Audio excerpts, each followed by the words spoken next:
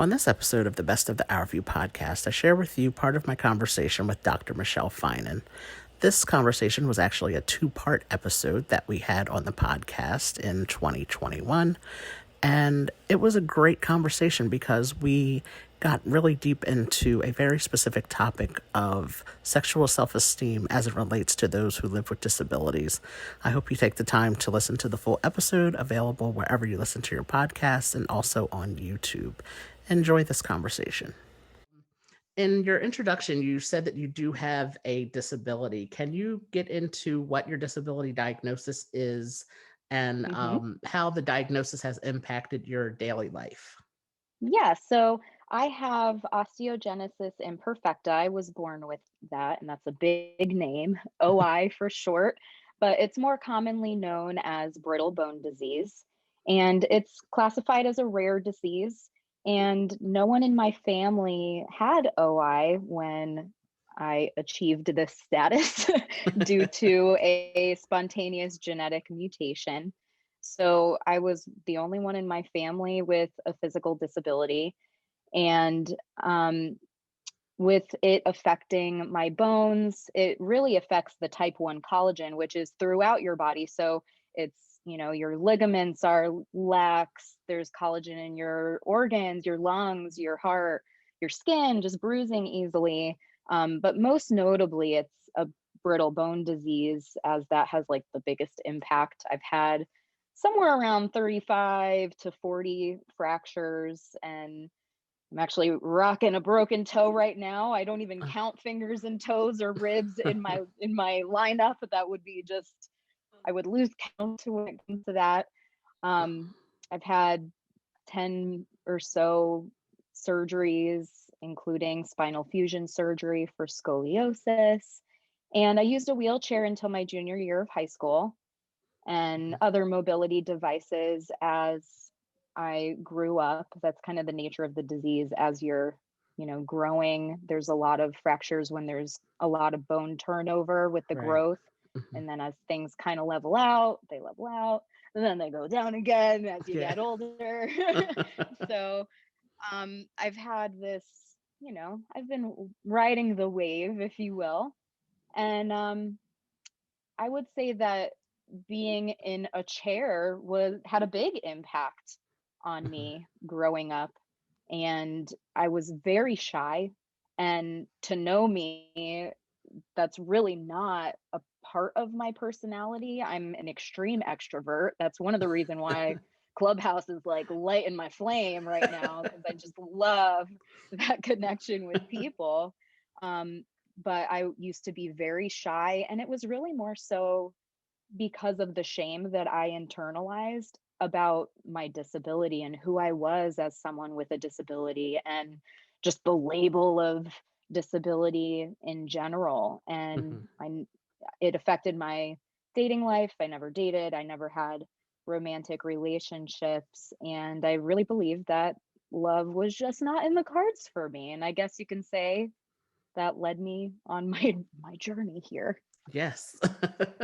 Can you talk a little bit more about how living with a disability has impacted your sexual self-esteem and your acceptance of self? Because I know that's a really big, Mm, no, that was a really big thing for me, where it's just like, would people want to, get to know me, yeah. in a romantic kind of way? Like, yeah, I have a bunch of friends and, they're great, love them all.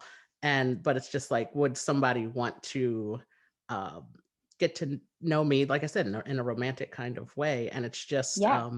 and it can be discouraging at times. To, Mhm. like you said, to feel like, maybe love is not in the cards for you, maybe it's not meant to happen. So can Mhm. you just talk a little bit about that and how Yeah. you went about becoming more accepting of yourself? Yeah. Yeah, I would say I really didn't have any sexual self-esteem, really. And I say I think they're totally different, Hmm. the sexual self-esteem and versus just self-esteem in general, because I think a lot of times when we reflect, we could have good self-esteem. Like, I know I'm a great friend. I know I'm a great human. Like that could be in a different category altogether than maybe where our sexual self esteem resides.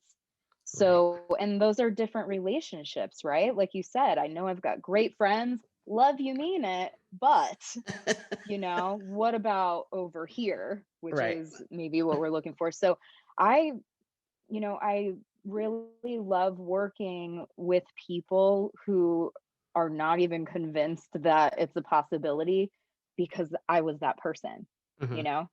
I didn't even entertain the idea that this is something that someone could find me sexually attractive. And I think because of that, I really did shut down any possibilities that might have been there. Like even today, to look back, I'm like, no, I don't think I had even any possibilities, but I'm sure I did. I'm Uh-huh. sure I did. But showing up energetically in this way that it was just like, nope, it people pick up on that a lot more than I think we would like to Yes. admit, you know? Um, Yeah. I mean, like I said, the way you present yourself, even on social media, I'm able to pick up on your energy and I'm just like, "Oh, yes, this is gonna be a great conversation." And this is our first time being on a call together, Right. right? Yeah. So we're able to pick up as humans, I think just a lot more than we really let on to. Um, so my sexual self-esteem was like non-existent, if I'm gonna Hmm. be honest.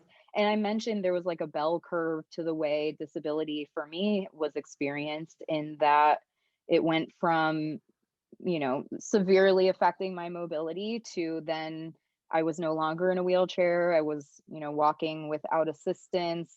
I was doing this dance between like visible and invisible disability, Hmm. you know. So even once I was no longer in that space of like to look at me, maybe you wouldn't automatically see how disability was affecting me, the mindset was still there. Right. And I wasn't ever going to find what I was looking for until I shifted that mindset. You can listen or watch the rest of this episode in its entirety by subscribing to the Our View podcast on Apple Podcasts, Spotify, or YouTube. Just search for the Our View podcast on all platforms.